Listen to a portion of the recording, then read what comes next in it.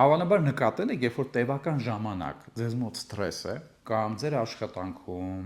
ձեր առօրյայում, անձնական կյանքում ինչ-ինչ պատճառներով, թեկուզ օբյեկտիվ ձեզ մոտ ստրես է, տևական ստրես է, դուք հավանաբար նկատել եք, որ դրանից տուժում են հարաբերությունները ընդհանրապես շրջապատի մարդկանց հետ։ Ու կարող եք նկատած լինել նաև այլոց օրինակով, որ տևական ստրեսը մարդու կյանքում չլուծվող, չվերահսկվող հատկապես ստրեսը նպաստում է, վատ իմաստով ազդում է ավելի ճիշտ շրջապատի մարդկանց հետ հարաբերությունների վրա, բացասական իմաստով, վատթարանում են հարաբերությունները կամ հաղորդակցումն է վատթարանում, եթե ոչ ընդհանուր հարաբերությունները։ Ինչի է այդպես։ Բանը նրանում է, որ այդ տևական ստրեսը, հենց տևական ստրեսը, ոչ թե ասենք կարճ տևող, օրվա մեջ մի քանի րոպե տևող ստրեսը, հատկապես վերահսկելին, այլ տևական եւ մեծապես չվերահսկվող անձի կողմից ստրեսը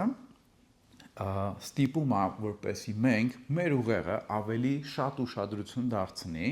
հուզական բացասական ինֆորմացիա պարունակող կամ փոխանցող դեմքերի վրա, ջղային դեմքերի վրա օրինակ, եւ որի արդյունքում մեր գլխուղեղում էվոլյուցիայի ընթացքում այդպես ձևավորված ակտիվանում է թալամուսից ամիգդալա ընկած կարճ նյարդային ուղին։ Սա նրա համար է պետք եկել զարգանալ որպեսզի զարգանա այս ուղին էվոլյուցիայի ընթացքում, որպեսզի մենք կարողանանք ավելի արագ կողմնորոշվենք եւ վտանգի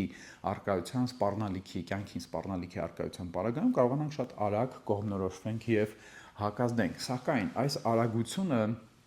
ձեռք է բերվում ճշգրտության շնորհիվ, հաշվին ավելի ճիշտ, ճշգրտության հաշվին, այսինքն արագ է շատ տեղի ունենում այս գնահատումը, բայց մեծապես տուժում է գնահատման ճշգրտությունը։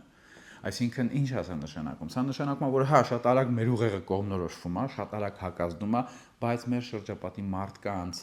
դեմքների հատկապես բացասական արտահայտությունները մենք ավելի շատ ենք սկսում վերագրել մեզ, ավելի շատ դրդապատճառներ ենք վերագրում մեզ ուղված, մեզ հետ կապված բացասական դրդապատճառներ, եւ սա բնականաբար ազդում է մեր հակազդումների վրա այդ մարդկանց նկատմամբ հարաբերություններում թե հաղորդակցման մեջ։ Մյուս կողմից էլ տևական ստրեսի արդյունքում գլյուկոկորտիկոիդների ազդեցությունը պրեֆրոնտալ կորտեքսի վրա, ավելի ճիշտ մեդիալ պրեֆրոնտալ կորտեքսի վրա, գլխուղեղի առաջճակատային կեղևի մասին է խոսքը, շատ մեծ է։ Դրա արդյունքում, այդ ազդեցության արդյունքում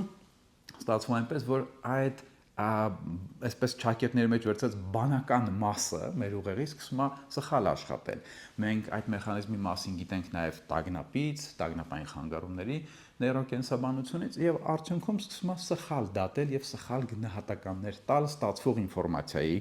մասին։ Այսինքն տուժում է